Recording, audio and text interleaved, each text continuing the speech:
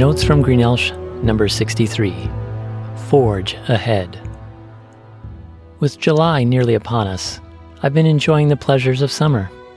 Watermelon, lemonade, picnics, warm golden days, road trips, campfires, friendships, and flexible schedules. To keep from getting too lax, I try to challenge myself with projects, and my kids have too. I'm continuing to draw pictures for a Bible translation project with Wycliffe Translators. I'm learning some new graphics applications and preparing to start a vlog. My son, Weston, has committed to reading several books before fall. My daughter, Grace, is training for cross country, getting ready to show her pig at the fair, and preparing to compete in parliamentary procedure in Indiana. My daughter, Hannah, is counseling kids at Hume Lake and Camp Good News. It's important not to be afraid to do hard things, to do the right thing, or to face difficult circumstances. Our country was founded on that many Julys ago, as we fought for independence from the tyranny of England. We trusted in God, and He brought us victory. Today, each of us should also depend on God and forge ahead. My wife Rhonda and my daughter Hannah and I just got back from counseling emotionally troubled foster kids at camp.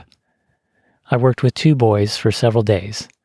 It took a lot of energy to love and serve them and try to plant seeds for a brighter future.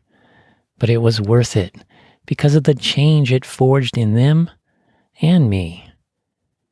Whether we choose to do challenging things, work through difficult consequences of our choices, or endure trials thrust upon us from living in this broken world, we can cling to God to see us through.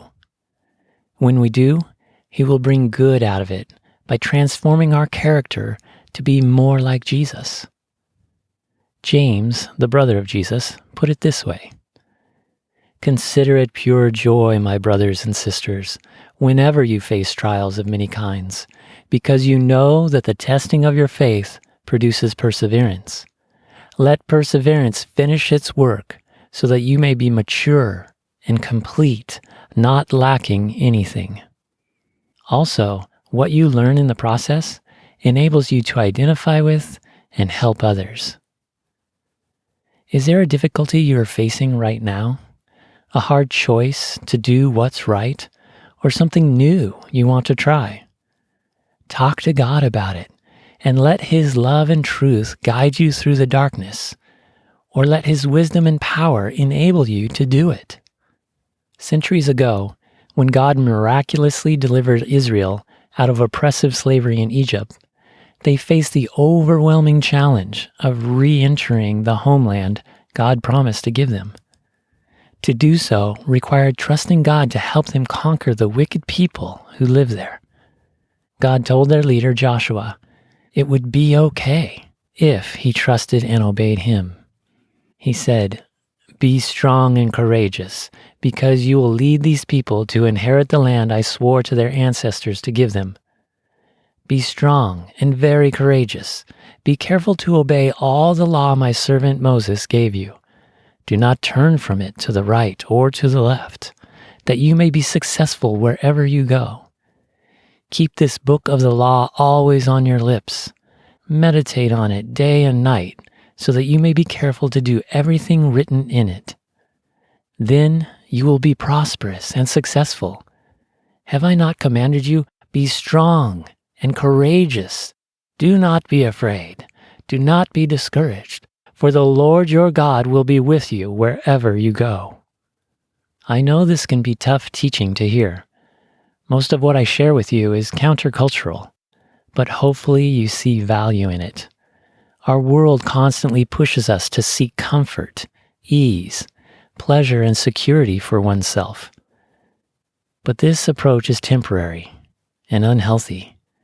God's way is harder, but brings abundant life and joy that lasts. It says in 2 Corinthians, "Therefore do not lose heart.